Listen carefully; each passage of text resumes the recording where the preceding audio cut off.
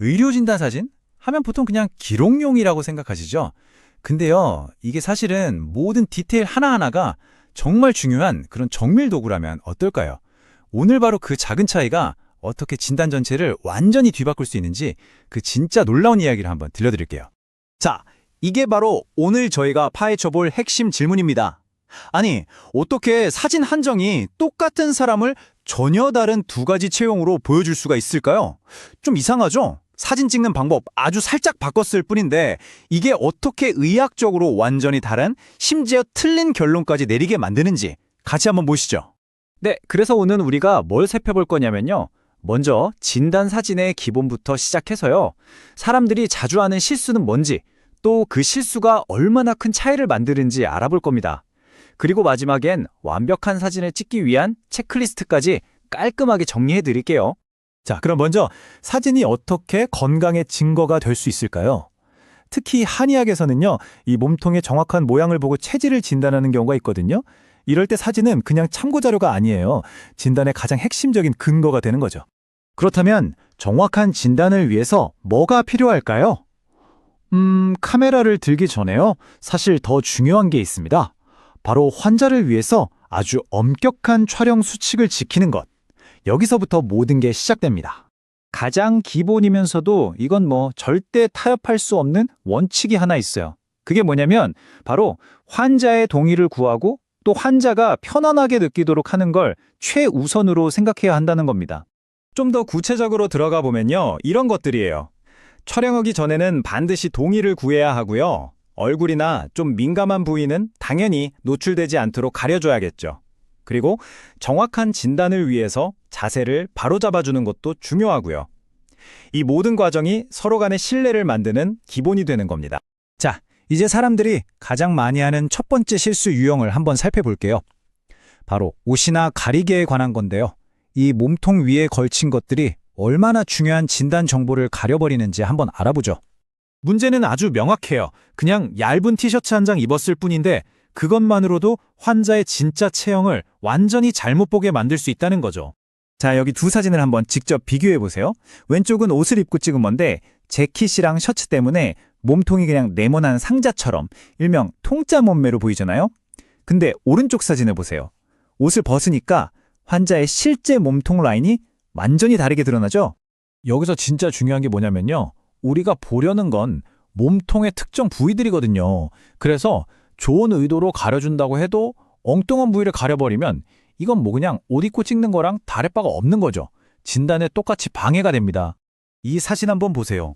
수건으로는 위쪽 가슴을 가려버렸고 바지는 골반뼈를 덮고 있죠.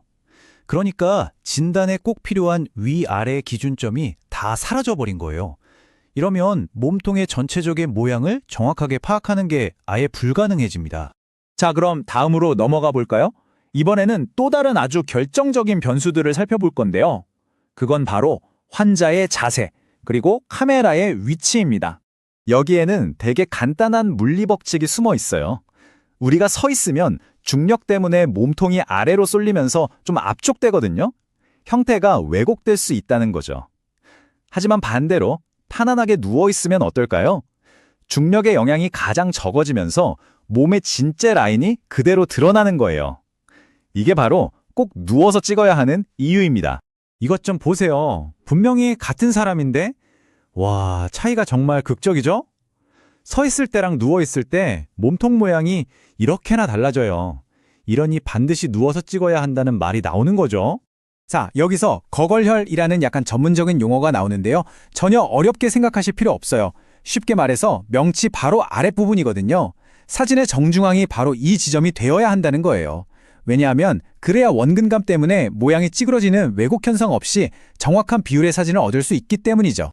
이 사진이 바로 카메라 각도가 얼마나 중요한지 보여주는 아주 좋은 예시예요.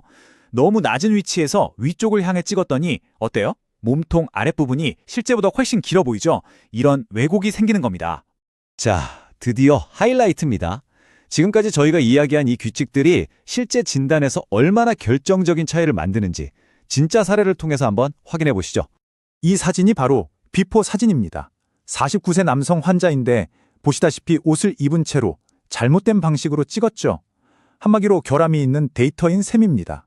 이 잘못된 사진을 보고 내린 첫 번째 진단은 뭐였을까요? 자료를 보니까 이 환자는 태음인 체질처럼 보였다고 해요. 그리고 이게 바로 애프터 사진입니다. 똑같은 환자인데 이번은 원칙대로 옷을 벗고 제대로 촬영을 했죠. 그랬더니 환자의 진짜 몸통 모양이 드러나기 시작합니다. 바로 이겁니다.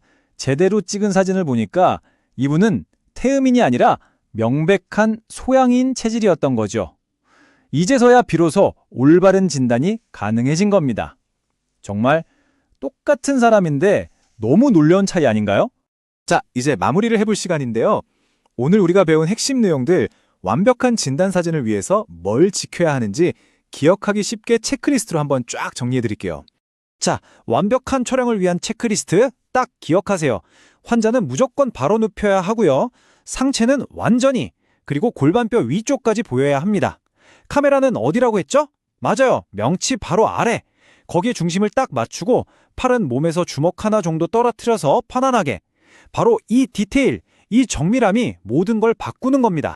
마지막으로 여러분께 질문 하나 던지면서 마무리할까 합니다. 오늘 우리가 본 것처럼 아주 사소하고 당연해 보이는 과정 속에 숨어있는 어떤 디테일 하나가 결과 전체를 완전히 바꿔버리는 경우 우리 삶에 또 어떤 것들이 있을까요? 한 번쯤 주변을 둘러보면서 생각해보게 되는 그런 질문인 것 같네요.